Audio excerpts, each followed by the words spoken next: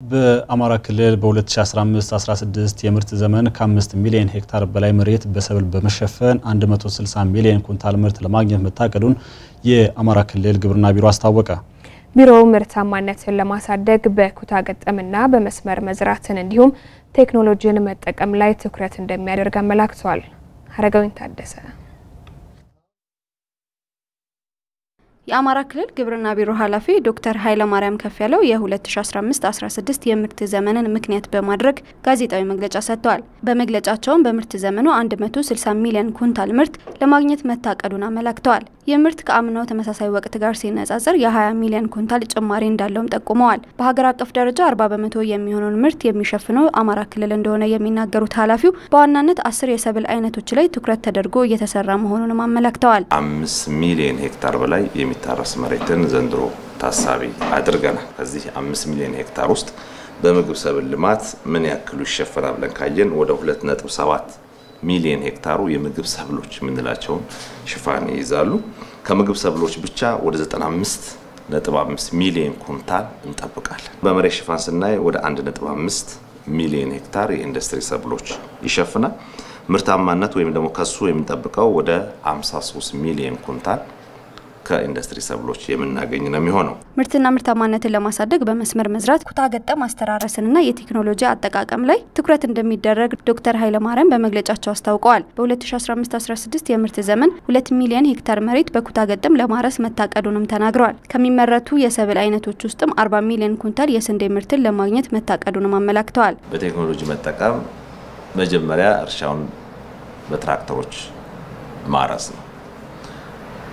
ሁለተኛው ድህረ ምርት ላይ ደግሞ በምርት መሰብሰቢያ በኮምባይነር በትሬሸር በሌሎች በምርት መሰብሰቢያ አማራጮች በፍጥነት በጥራት ጉልበትን በሚቀንስ መንገድ መሰብሰብ አለብን ብለን ያዝነው ነው።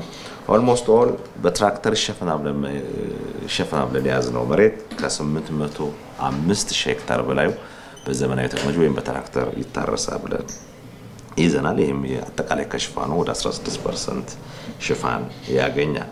በኮምባይነር እጅግ ከባለፉት 3 አመት ወይም 4 አመታት ከፍተኛ ሽፋን ያለው በኮምባይነር ይሰበሰባል። ከ300 ሄክታር በላይ በኮምባይነር እንሰበስባለን ብለን ያዝነው። ሌላው ምርትና ምርታማነትን ለመጨመር ከሚረዱ ግብዓቶች ውስጥ የተፈጥሮ ማዳበሪያ አንዱ ነው። ለአማራ ክልል 5.3 ሚሊዮን ኩንታል የአፈር ማዳበሪያ እንደተመደበ የሚናገሩት ቢሮ ኃላፊው እስካሁን 27% የሚሆነው ብቻ ወደ ክልሉ መግባቱን አመላክተዋል። የአፈር ማዳበሪያ ከቅዳችን አንፃር 57% ነው ለክልላችን የተገዛ ወይም 5.3 ሚሊዮን ኩንታል። ይሄ 5.3 ሚሊዮን ኩንታል ከአምና አጠቃቀም አንፃር ነው።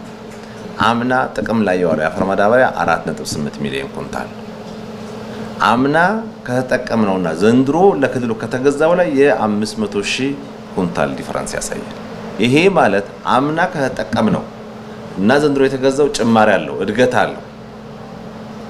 ሁለተኛ አሁን ከተገዛልን ውስጥ እየገባ ያለው እጥረት አለ።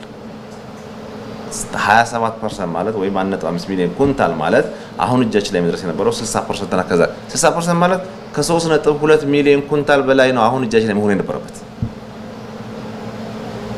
ነገር ግን የፌደራል መንግስት ወይም የግብርና ሚኒስቴር በገጠመው የውጭ ምንዛሬ እጥረት ለባለፉት 4 ሳምንታት በሚባል ደረጃ ማዳበሪያ ከውጭ ወደ ክልላችን አልገባም።